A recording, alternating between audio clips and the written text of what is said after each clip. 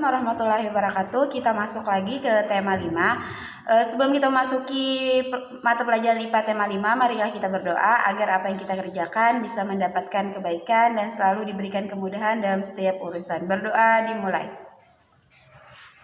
Selesai. Nah, di tema 5 KD 3.7 kita akan membahas tentang sifat-sifat cahaya. Kalian pernah tidak berdiri di pinggir kolam, di mana kolam itu ada airnya dan kalian bisa melihat diri kalian di dalam air tersebut?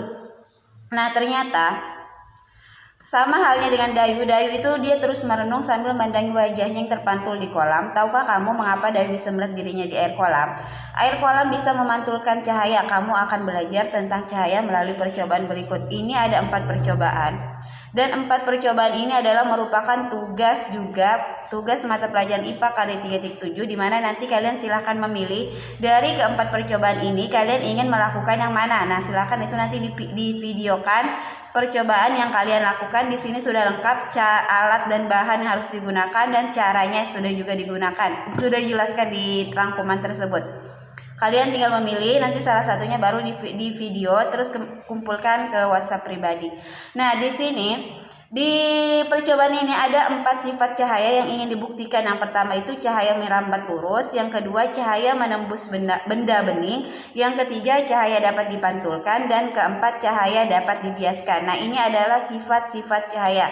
Untuk membuktikan bahwa memang sebenarnya cahaya itu memiliki sifat keempat itu, nah kalian silahkan bisa memilih percobaan yang mana yang mau kalian kerjakan. Nah, selanjutnya dari kesimpulan percobaan itu disimpulkan bahwa berdasarkan hasil pengamatan bahwa sifat-sifat cahaya itu diantaranya memang cahaya dapat merambat lurus, yang kedua cahaya menembus benda bening, ketiga dapat dibiaskan dan dapat memantul. Nah, ini adalah kesimpulan dari percobaan itu. Nah, kalian tinggal melakukan percobaannya supaya kalian bisa lebih memahami tentang sifat-sifat cahaya. Nanti silakan dikerjakan mandiri di rumah dengan dibantu orang tua. Selanjutnya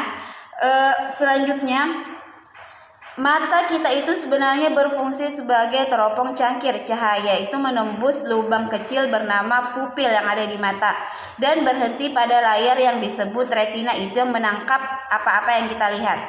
Proses ini membuat gambar terbalik. Saraf mata menghubungkan retina dengan otak yang membalikkan warna ke bentuk sebelumnya. Ternyata cahaya memiliki peranan penting dalam proses penglihatan. Ini sudah sangat jelas. Kita bandingkan saja ketika misalnya lampu mati atau ketika di malam hari di mana lampu semua tidak mati, listrik mati, kita akan kesulitan dalam melihat. Berbeda halnya dengan adanya cahaya. Dengan adanya cahaya itu bisa membantu kita dalam melihat benda-benda di sekitar kita. Nah, kalian tahu tidak bahwa cermin itu terbagi 3, ada cermin cembung, ada cermin cekung, dan ada cermin datar. Cermin cembung dan cermin cekung itu bisa kita lihat contohnya ada pada spion dan sebagainya.